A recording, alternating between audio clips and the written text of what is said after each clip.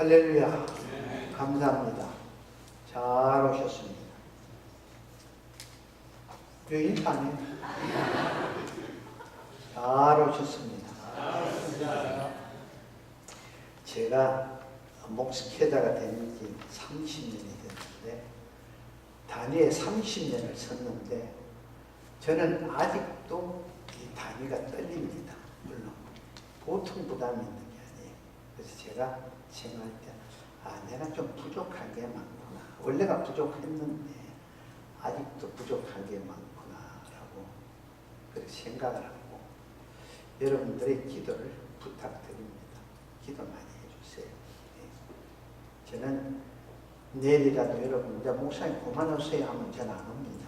올 이유가 없죠. 그냥 내일 그만오세요 할 동안까지 여러분 계속 기대해 주시면 감사하겠습니다. 누가복음 16장에 보면 부자하고 거지 나사로가 나오죠. 이 거지는 한평생을 살면서 부자의 대문 밖에 살면서 부자의 밥상에 떨어지는 것을 먹고 살았다. 부자는 가진 것이 많아서 자기가 하고 싶은 것은 다 함부로 하면서 잘 먹고 잘 입고 잘 놀면서 살았어요. 그러면 그 삶이 몇 년이 된지는 모르겠습니다만, 부자의 삶과 이 거지 나사로의 삶을 놓고 누가 승리했다고 이야기할 수 있습니까? 그런데 죽는 건 한날 한시에 죽었다고 했죠. 근데 한날 한시에 죽었는데 나사로는 아브라함이 안겼다고 했죠. 근데 부자는 엄부에 떨어졌다고 합니다. 여러분은 뭘 선택하시겠어요? 100년이라는 이 땅의 삶이 잘 먹고 잘 입고 하고 싶은 것 마음대로 하고 그렇게 사시겠습니까? 아니면은 좀 어렵고 힘들어도, 나사로는 부자의 집 앞에서 어렵겠어요? 부자에게 복음을 전해줬습니다. 천국에 갈 수 있는 기회를 줬는데,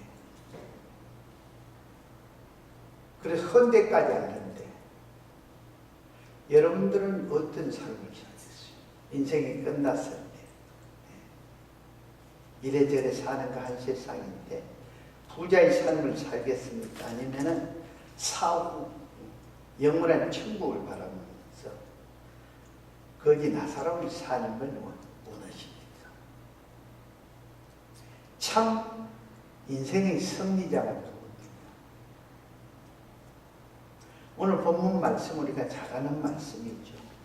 사도 바울 선생이 이제 자기 인생을 정리를 하면서 제자 디모데에게, 그러니까 유언 비슷하게 합니다. 하면서 이렇게 살아라. 나는 이렇게 살아서 여기를 갈 것이고 나는 이걸 바라본다 하면서 제자에게 이야기하는 말씀입니다. 그래서 이 본문 말씀을 가지고 영적 전쟁의 승리라는 제목으로 은혜를 나누겠습니다.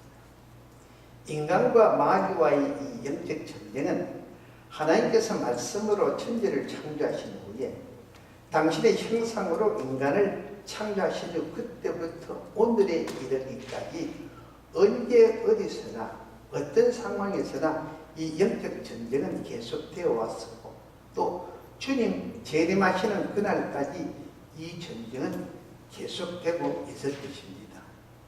그 중에 대표적으로 세 가지 영적 전쟁을 생각하면서 이 세 가지 영적 전쟁 중에서 우리가 승리할 수 있는 전쟁이 무엇인가 하는 것을 말씀을 통해서 은혜를 나누겠습니다.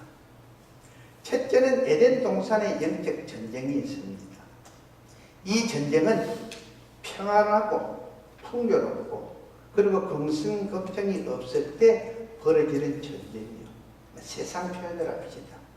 등 따시고 배부르고 만사가 형통할 때, 자기 마음대로 잘 될 때 일어나는 전쟁입니다. 인간은 누구나 할 것 없이 에덴 동산을 그리워하는 마음이 있습니다. 창세기 2장에 보면 이 에덴 동산이 얼마나 아름답고 얼마나 살기 좋다는 것을 우리가 알 수가 있습니다. 이 에덴은 모든 인간들이 꿈꾸는 낙원입니다. 근심, 걱정, 염려, 좌절, 질병, 시기, 질투도 없고, 그리고 의식주의 문제도 걱정할 필요가 없는 것입니다. 우리 인간은 이 에덴 동산의 영적 전쟁에 패한 후에 여기서 쫓겨나서는 이 잃어버린 에덴 동산의 향수를 잊지 못해서 많은 사람들이 힘과 마음과 정성을 다해서 각가지 호화스러운 인테리어를 해서 에덴 동산과 같은 환경을 만들어 놓고 살아보지만 이미 이곳은 사단의 승리한 영적 전쟁터라는 사실을 생각하지를 못하고 있습니다. 에덴 동산의 인간의 육신을 위해서는 누구나 원하는 가장 편안하고 안락한 낙원 같은 장소지만 영적으로는 가장 마음이 해이해질 수가 쉽고 또 하나님을 멀리하면서 타락하기 가장 쉬운 장소가 바로 이 에덴 동산이라는 것입니다. 그래서 육신을 위해서는 최고의 장소지만 영적 전쟁에 있어서는 가장 불리한 곳이 바로 이 에덴 동산입니다. 하나님은 젖과 꿀이 흐르는 가나안을 들어가는 이스라엘 백성들에게 모세를 통해서 이렇게 말씀합니다. 신명기 8장 11절 14절 내가 오늘 내게 명하는 여호와의 명령과 법도와 규례를 지키지 아니하고 내 하나님 여호와를 잊어버리지 않도록 삭갈지어다. 너가 먹어서 배부르고 아름다운 집을 짓고 거하게 되면 또 너 우양이 번성하며 너 언금이 정식되며 너 소유가 다 풍부하게 될 때 자 들으십시오. 너 마음이 교만하여 너 하나님 여호와를 잊어버리니까 염려하노라 라고 모세를 통해서 이스라엘 백성들에게 말씀을 주셨습니다. 그러면 이 하나님의 염려하신 이 염려가 헛된 것이었겠습니까? 아니죠. 절대 그렇지 않습니다. 염려하신 대로 이스라엘 백성들은 가나안 땅에 들어가서는 타락하고 말았습니다. 그래서 하나님께서는 호세아 선지자를 통해서 호세아서 4장 7절에 그들은 번성할수록 내게 범죄하니 내가 그들의 영화를 변하여 욕이 되게 하리라. 그리고 에레미야 선지자를 통해서 5장 7절 9절에 내가 어찌 너를 사하겠느냐 너 자녀가 나를 버리고 신이 아닌 것들로 맹세하였으며 내가 그들을 배불리 먹인 적 그들이 행음하며 장기 집에 허다히 모이며 그들은 살찌고 두루 다니는 수말같이 각기 이웃의 아내들을 부르 짓는도다. 나 여호와가 일어나라.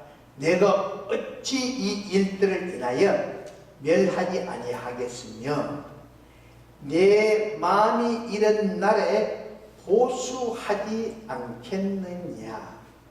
하나님이 더 이상 두고 볼 수도 없고 더 이상 제보할 여지가 없다는 것입니다. 여러분 지금 전 세계에 퍼져 있는 이 확산되고 있는 포르노 이 대부분이 어디서 시작이 된 것 같아요? 이것은 다른 것이 아니라 잘 먹고 잘 사는 나라부터 이 미국으로 해서 덴마크, 유럽, 일본 여기서부터 시작이 됐습니다. 이 말은 부유한 나라일수록 먼저 그 부유 때문에 타락했다는 것입니다. 그런데 정말 심각한 문제는 이 타락한 대부분이 일본을 빼고는 기독교 국가라는 것이에요. 믿음을 통해서 하나님으로 축복받은 그 축복을 가지고 하나님 앞에 영광을 드리고 하나님의 이름을 거룩하게 하는 하나님 나라를 확장해 나간 것이 아니라 그 하나님 주신 축복을 가지고 육을 내고 타락을 먼저 했다는 것이에요. 너무너무 심각한 것입니다. 그러니까 곧 부유해지면서 복음을 전하는 사명을 망각하고 타락했다는 것입니다. 노아는 하나님의 은혜로부터 의인이라는 칭호를 받은 사람입니다. 그런데 홍수 심판 후에 땅이 기름지고 모든 것이 풍부해지고 평안해지니까 자기 자신도 모르게 그 풍부를 통해서 나태해지면서 사단이 있다는 것을 잊어버린 것입니다. 사단이 자기를 밀가부듯이 까분다는 것을 잊어먹어버리고는 술을 마시고 취한 모습을 보임으로써 본의 아니게, 정말 본의 아니게 아들 함에게 저주를 물려주게 됐죠. 전적 그런 마음이 없었습니다. 그런데 많아지고 풍성해지다 보니까, 거기에 빠져서 나태해지다 보니까 본의 아니게 그래 된다는 것입니다. 여러분, 솔로몬 왕도 처음에는 얼마나 하나님의 사람이었습니까? 세상의 모든 것을 주겠다는 것도 거부하면서 하나님의 종으로서 하나님의 백성을 다스릴 있는 기회를 달렸던 사람입니다. 그런 그가 그 소유가 많아지니까 풍족해지고 왕성해지니까 이방 여인을 맞아들이면서 이방 신을 맞아들이면서 함께 이방 신에게 경배까지 했습니다. 이 풍성함이 주는 타락이죠. 그 풍성함이 자신을 읽어버리게 합니다. 여러분이 잘 아는 기도도 똑같습니다. 하나님의 능력으로 전쟁에서 승리하고는 전쟁에서 탈전 근거리 1700세겔로 뭘 만들었어요? 큰 에봇을 만들었습니다. 큰 에봇을 만드니까 이스라엘 백성들이 엄락하게 그것을 사용함으로써 본의 아니게 이 기도원도 그게 자신에게 올무가 되어버렸죠. 가진 것이 많으니까 많은 후첩을 줬습니다. 거기서 태어난 자녀들이 70명이 됐어요. 그런데 후첩 아비멜렉 아들 아비멜렉이 그 형제들 한 반석 위에서 70명을 그냥 비참하게 죽여버렸습니다. 이처럼 풍족하고 평안할 때가 영적 전쟁에는 나태해지고 교만해져서 불리해진다는 것입니다.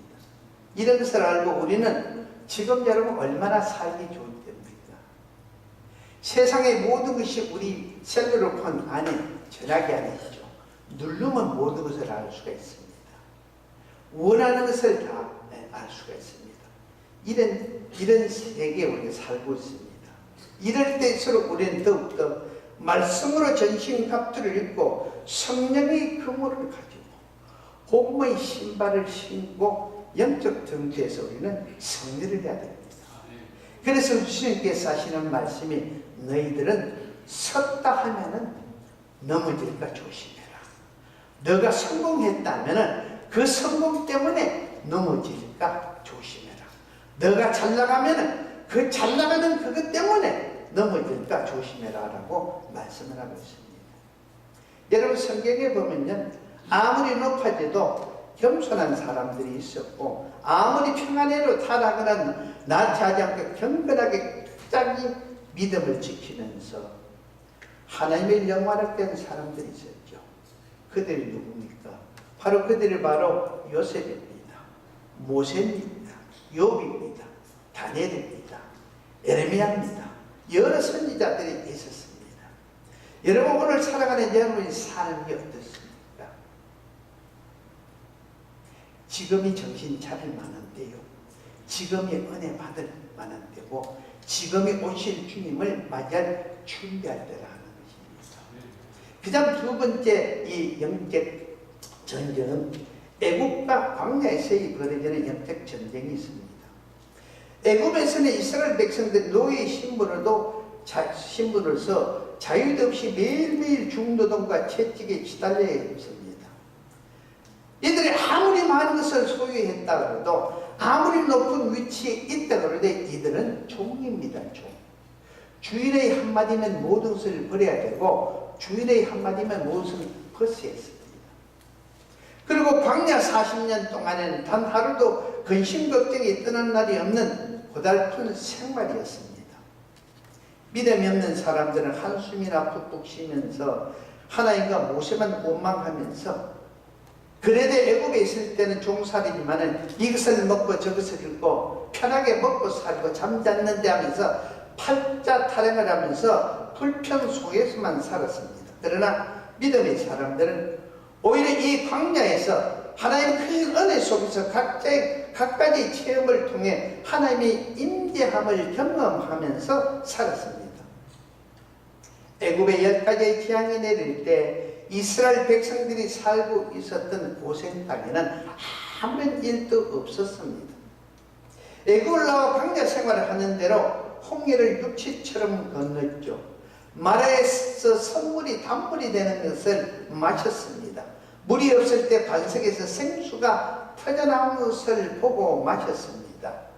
먹을 것이 없는 광야에서 자다가 일어나면은 먼나와 메추라가 매일매일 하늘에서 내려와 배불리 먹었습니다. 낮에는 구름 기둥으로 밤에는 불 기둥으로 하나님의 인도함을 받았습니다. 이 애국과 광야는 육체적으로는 너무도 피곤하고 괴롭고 고달픈 곳이지만 영적 전쟁을 하는 데는 에덴 동산보다는 훨씬 낫다는 것입니다. 우리에게 갖가지 문제와 시험거리가 있어도, 고통과 고난을 당해도, 괴로움이 있어도, 그래도 끝까지 주님 말씀대로 살다 보면 결국 승리는 우리 것이 된다는 것입니다. 그래서 우리는 믿음을 지키기 위해서 뭘 해야 됩니까? 첫째는 하나님 앞에 엎드려 기도하는 기도의 삶을 살아야 됩니다. 기도를 하다 보면 깨달음이 오고, 깨달으면 회개를 하게 됩니다. 회개를 하다 보면 자동적으로 겸손해지고, 그러다가 은혜 받아 믿음이 성숙해집니다. 여러분, 다윗이 성군이 된 것이 어떨 때입니까? 고난을 받을 때 그 고난을 통해서 다윗은 성군이 될 수가 있었습니다. 둘째로 우리가 믿음을 지키기 위해서는 무엇을 해야 됩니까? 경건의 삶을 잃지 않아야 됩니다. 어떤 환경에서든 내 형편과 처지가 어떻든 내 자신의 감정이 어떻든 경건의 생활을 잃지 않다 보면은 그것이 전화 위복이 될 수 있다는 것입니다. 요셉이 끝까지 경건의 삶을 잃지 않고 그 경건의 삶을 하다 보니까 자기도 모르게 애굽의 총리가 되었죠. 다니엘 역시도 똑같습니다. 포로 생활을 하면서 끝까지 경건의 삶을 잊지 않고 그 경건의 삶을 살다 보니까 최고의 지도자가 됐습니다. 세 번째로 우리가 믿음을 지키기 위해서는 뭘 해야 됩니까? 어떤 괴로움도 아픔도 억울함도 어떤 시험거리가 있어도 십자가에 내 죄를 대신하시고 죽어주신 그 주님을 생각하면서 끝까지 참는 것입니다. 참고 인내하다 보면은 나 자신도 모르게 주님의 성품을 닮아서 다윗처럼 하나님의 마음에 합한 자가 될 수 있다라는 것입니다. 이런 사람에게는 결국 고난이 변해서 아픔과 고통이 변해서 축복이 될 줄로 믿습니다. 그 다음 세상 여러분, 우리가 핍박을 받는데도 그 핍박 때문에 너무 억울해할 필요가 없습니다. 초대교회 여러분 성도들 얼마나 핍박을 받았습니까? 로마 병사들로부터 핍박을 받았습니다. 이리 도망다니고 저리 도망다니고, 그러면서도 그들이 신앙을 저버리지 않고 신앙을 지켰기 때문에 300년이 지난 후에는 결국 로마가 기독교를 국교로 삼는 그런 놀라운 역사가 있었습니다. 어떤 면에서 우리 신앙을 핍박을 받으면서 아픔을 겪고 시험 가운데 성장해야 정결해지고 순수해지고 우리 신앙이 잘 다듬어져서 빛을 낼 수가 있다는 것입니다. 다니엘과 세 친구 사드락과 메삭과 아벳노를 보십시오. 그들은 풀무불 속에서도 사자굴에서도 굴하지 않고 하나님 향해서 기도하면서 그들의 믿음을 지켰습니다. 사도 바울 성전도 감옥에서 매를 맞으면서 갖가지 환난을 당하면서도 끝까지 신앙의 지조를 지켰습니다.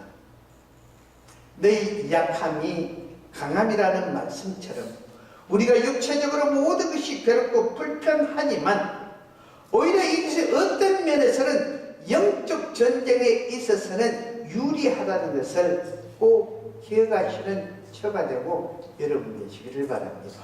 그래서 사도 바울 선생의 로마서 5장 20절 후반절에 죄가 더한 곳에 은혜가 더욱 넘쳤나니라고 말씀하고 있습니다.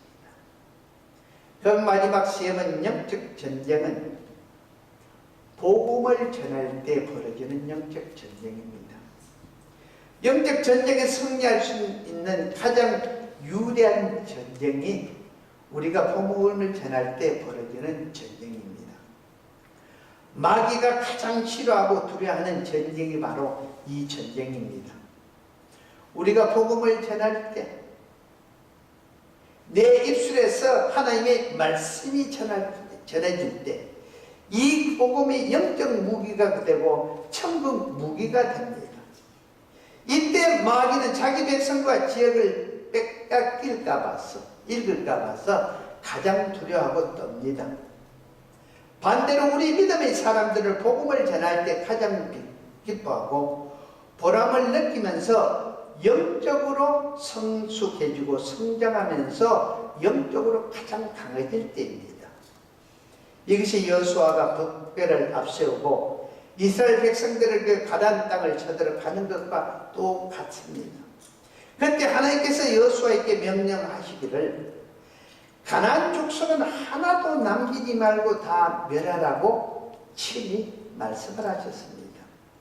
만약에 한 사람이라도 살려주거나 그들과 결혼을 하거나 거래를 하게 되면은 그것이 너 눈에 가시가 되고 너 옆구리에 채찍이 되며 너 올무가 되리라고 말씀을 했습니다. 우리는 하나님의 이 말씀을 여러분 꼭 기억하십시오. 인간적으로 인도주의적으로 사람이 정을 앞서서 이런 차원에서가 아닌 영적 전쟁의 차원에서 생각하면서 무조건 이 말씀을 하나님 말씀을 받아들여야 됩니다. 여러분 구약을 보십시오. 하나님은 얼마나 냉정한지 모릅니다. 얼마나 냉정한지. 신약에 와서 악은 모양이라도 버리라는 그 말씀대로 무조건 죽이라고 했죠. 실을 맞으라고 합니다. 그것을 놔두면 너가 인간의 정에 걸려서 이런저런 이유로 놔두면 그것이 결국 너 발목을 잡는다는 것입니다. 그것이 곧 너가 넘어진다는 것이에요. 그래서 하나님은 철저히 우리에게 말씀을 줍니다. 가나안 족속은 오랫동안 바알신을 섬기면서 타락할 대로 타락한 더럽고 음란한 사람들입니다. 이들의 역사는 몇백 년의 역사입니다. 그런데 이스라엘의 역사는 400년 동안 종살이 하다가 출애굽을 해서 시내 산에 모인 그때부터 이스라엘 역사가 시작돼 광야 40년 역사밖에 안 됩니다. 그런 40년 역사가 몇백 년의 역사를 가진 가나안 원주민들을 상대로 싸워서 이길 것 같습니다. 이길 수가 없습니다. 그것을 아시는 하나님 때문에 무조건 죽이라는 것입니다. 너희들을 위해서. 근데 오늘 우리는 사람이 어찌 적을 앞세웁니다. 하나님은 사랑인데 하면서 우리 나름대로 비판하고 판단하면서 우리 자신은 먼저 하나님보다 앞서서 이건 이래야 된다, 저건 저래야 된다, 이렇게 정죄하고 이렇게 비판하고 이렇게 판단하고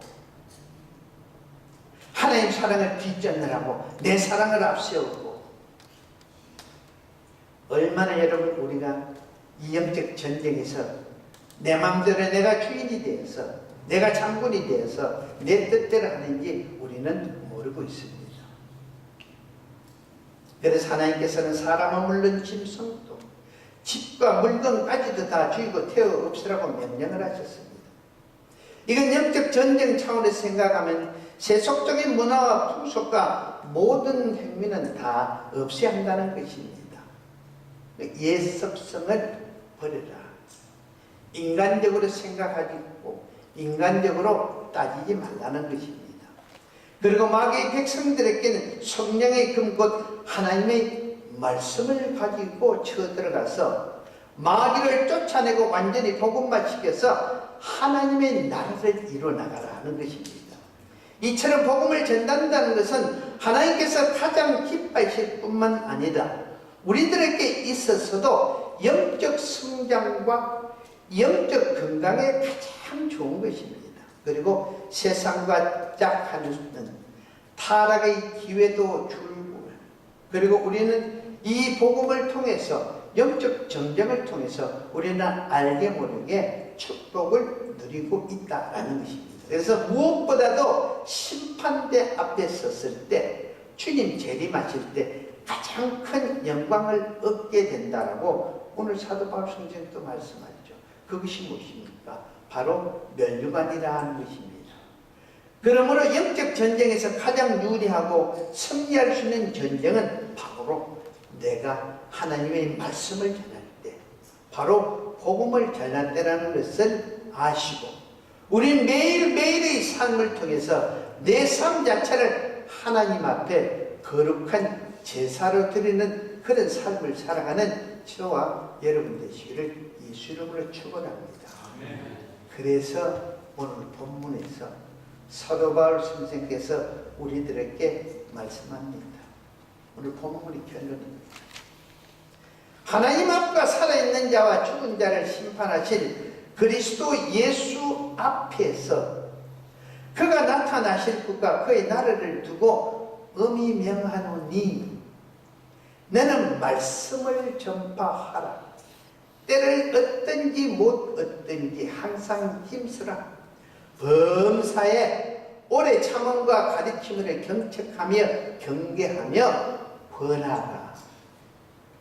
그러면서 3절에 때가 이르느니 사람이 바른 교훈을 받지 아니하며 귀가 가리워서 자기 사역을 따를 서성을 많이 두고 또 그 귀를 진리에서 돌이켜 허탄한 이야기를 따르라. 지금 세대입니다. 지금이 그렇습니다. 그러나 너희들은 믿음으로 모든 일에 신중하여 고난을 받으며 전도자의 일을 하며 너 직무를 다하라. 하나님이 너를 부르신